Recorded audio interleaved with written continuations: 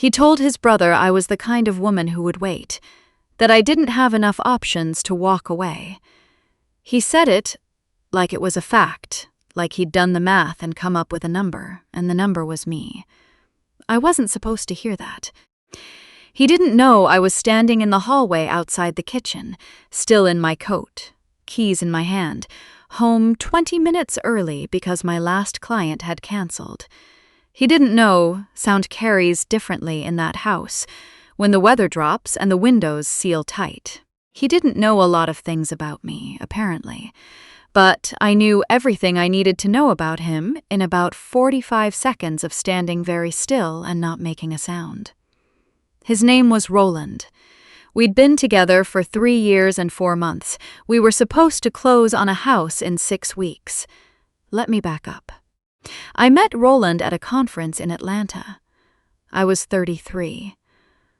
I was there representing the firm I worked for, a mid-size financial consulting company based out of Charlotte, and he was there with a group from his division at a logistics company headquartered in Nashville.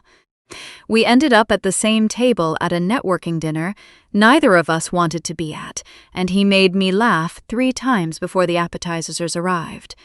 Genuinely laugh, not the polite professional kind. He was sharp, and he was funny, and he had this way of listening where he actually looked at you, not past you, not at his phone, not at whoever was walking by, at you. I gave him my card at the end of the night, because he asked for it and because I wanted to. We did long distance for 8 months before he relocated to Charlotte. His company had an office there. He said he'd been thinking about the transfer anyway, and I told him not to do it for me. He said he wasn't doing it just for me. He moved in September. By January, we were looking at apartments. By the following spring, we were talking about buying. Roland had good credit and a solid income, and we had what I thought was a real plan. I put $60,000 into a joint savings account we opened together. He matched it. We hired a real estate agent named Phyllis, who wore blazers in every shade of coral and drove a white Lexus and knew every neighborhood in Mecklenburg County like she'd personally paved the streets. We found the house in February. 4 bedrooms, 2.5 baths, a backyard that got afternoon light, and a kitchen with the kind of counter space I'd been mentally designing meals on since I was a little girl watching my mother cook. The inspection came back clean. The offer was accepted. We were scheduled to close on a Tuesday in April. I want to be precise here because I've told this story a few times now, and I've noticed people want to fill in the parts I skip over with things that feel more dramatic. The truth is, before that Thursday in March, I didn't have a single concrete reason to doubt Roland. I had feelings, the way you sometimes do. A low hum in the back of your mind that you keep turning the volume down on because you can't point to anything specific. A canceled dinner you believed the explanation for. A weekend trip to Nashville to see his family that felt a little too planned, a little too convenient. Nothing I could hold up and say, look at this. I had just feelings, and I talked myself out of them every time. My closest friend is Priya. We've known each other since college, since a Tuesday night study session in the library that turned into a 4-hour conversation about everything, except what we were supposed to be studying. She has a way of asking questions that sounds like concern but is actually a very precise diagnostic tool. She'd met Roland maybe 6 or 7 times, and she always said the right things. That he was charming, that he clearly cared about me, that the house sounded beautiful. But once, just once, after a dinner the 4 of us had, she said something I filed away without examining. She said, "He talks about you like you're a decision he made, not like you're a person he chose." I told her she was reading into things. She let it go. That's what Priya does. She says the thing once, clearly, and then she lets you catch up to it on your own schedule. I caught up to it in the hallway on a Thursday evening in March. I had come home from work, pulled into the driveway, noticed the lights were on in the kitchen. Roland's car was there, and so was another one I didn't immediately recognize. Dark blue Tennessee plates. I assumed it was someone from his office, maybe one of the guys from Nashville who came through sometimes. I came in through the side door the way I always do, set my bag down on the bench in the entryway, and was about to call out when I heard his voice. He wasn't loud. That's the thing I keep coming back to. He wasn't performing. He was just talking the way people talk when they think no one else is listening, which is the only time you ever hear what someone actually thinks. "She's not going anywhere," he said. "Trust me. She's 36. She wants the house. She wants the whole thing. She's not going to blow this up over nothing." A pause. "I'm not saying I don't care about her." Another pause. "I'm saying she's practical. She's not going to find something better, and she knows it. She's already got 60 in the account." I stood there with my keys in my hand, and I felt something happen to me that I don't have a precise word for. It wasn't just hurt. It was something more like the ground floor dropping away and realizing you'd been standing on something that was never solid to begin with. He wasn't saying he didn't love me. He was saying he'd calculated that I wouldn't leave. He was saying I was a practical choice for him because I was practical by nature and therefore wouldn't blow up something I'd already invested in. He was saying I was trapped and didn't know it. I did not go into that kitchen. I stood in that hallway for probably 2 full minutes and I did not make a sound.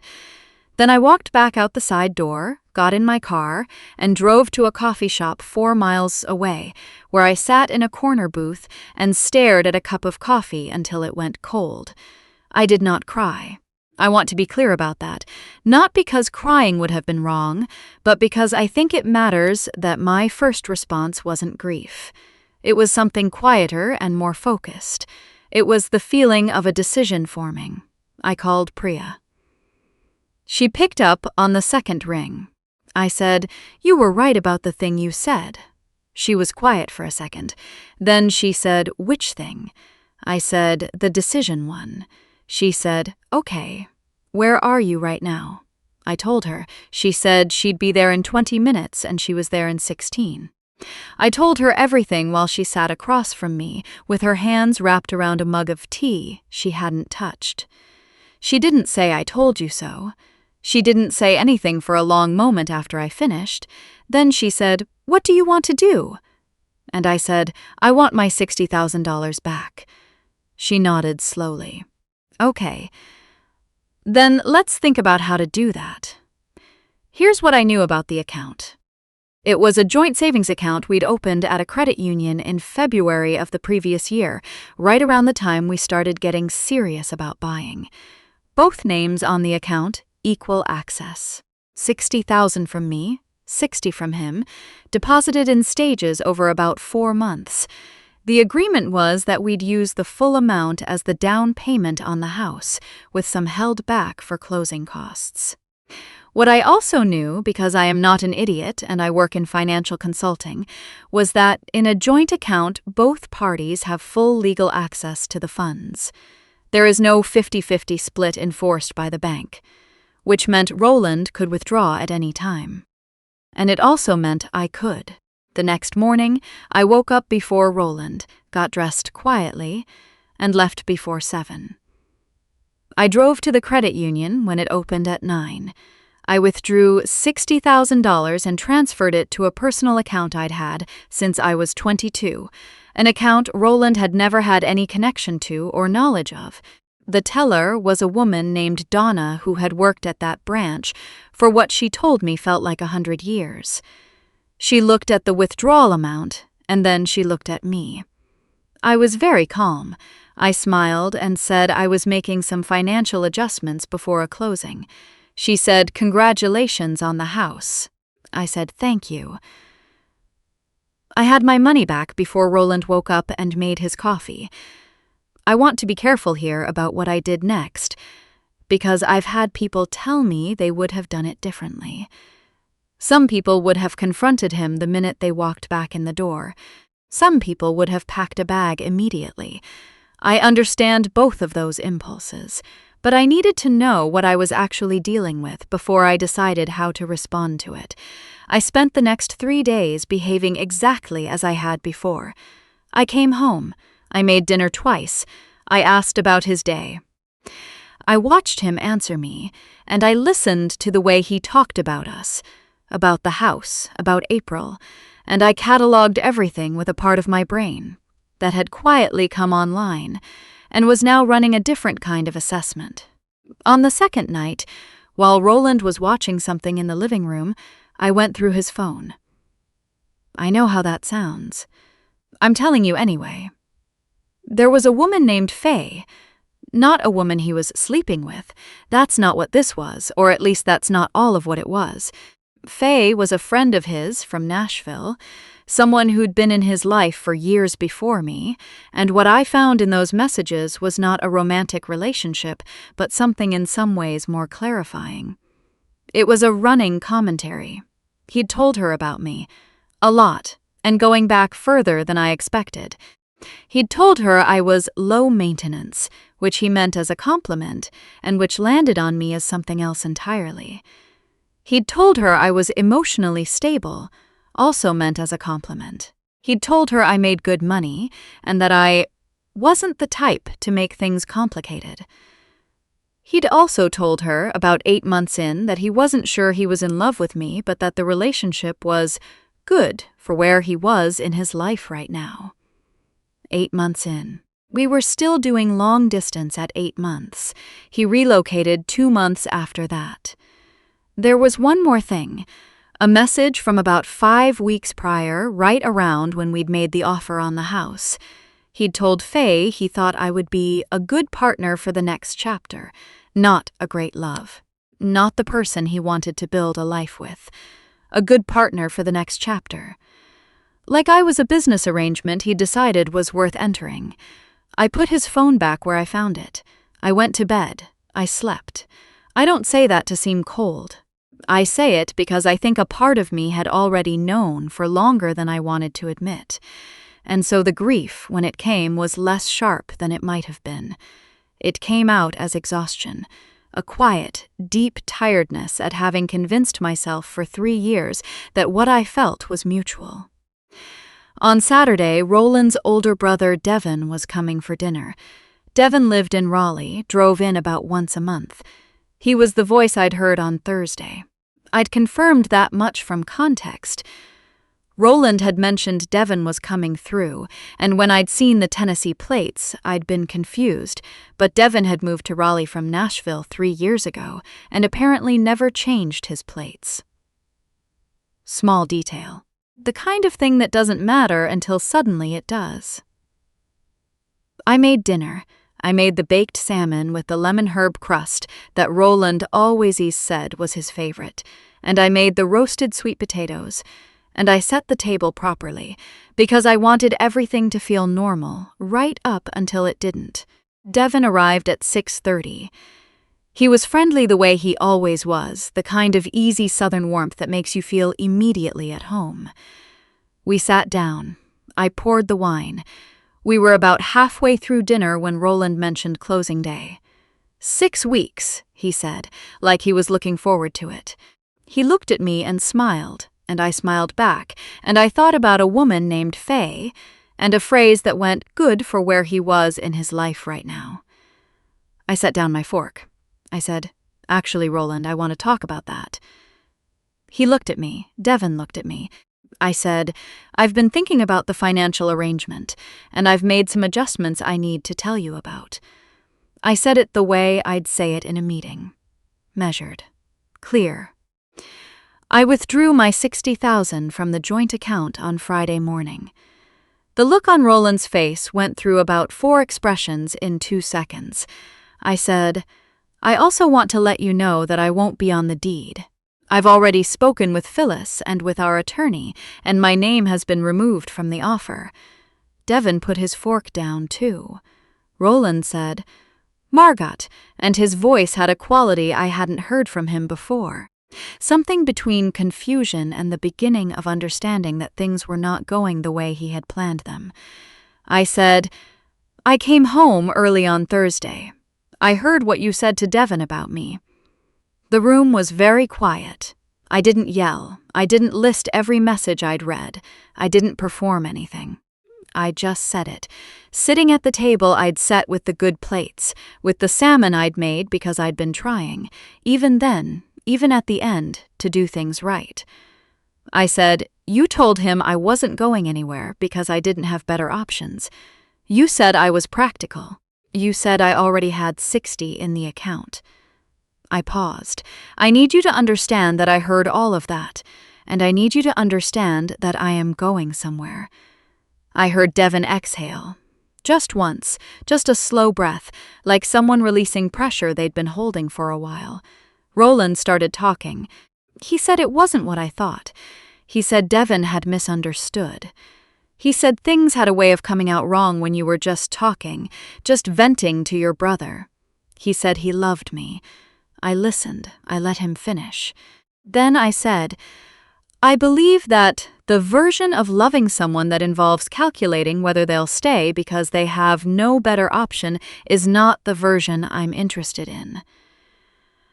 I think we want different things from this. I think we've wanted different things for a while, and I think you knew that before I did." I stood up.